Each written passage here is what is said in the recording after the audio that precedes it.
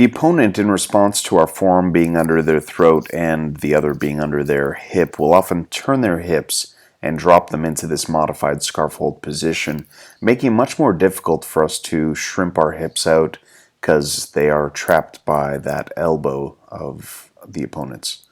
So from here instead, we're going to bridge into them, monitoring their far arm, come up to our knees and slide our knee through in order to regard.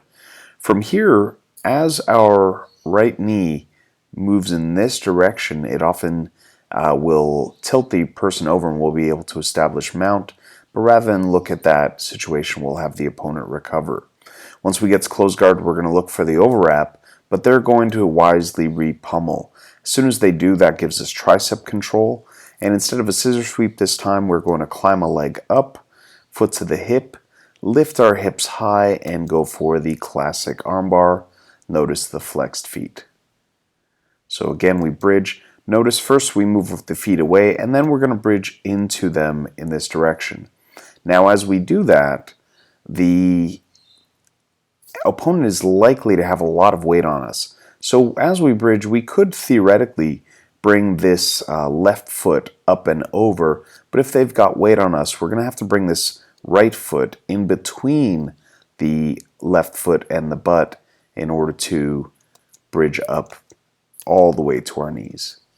Now from here, we slide that knee in,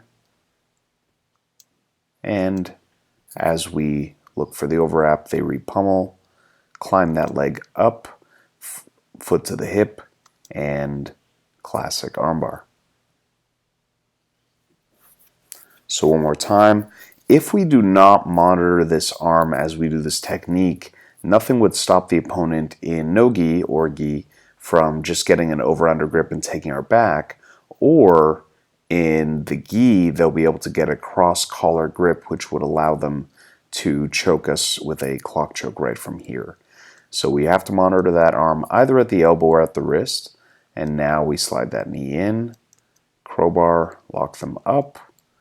As they re-pummel, we climb that leg up. We're opening our guard, so we want this leg high before this foot goes to the hip to control the posture a little better. We lift the hips, and then we do two things to establish the armbar. You notice this leg kicking in this direction while this head circles towards the opponent's knee. So one more time, massive bridge up to the knees, slide the knee through, regard with that little crowbar, they re-pummel, climb, lift, and classic armbar.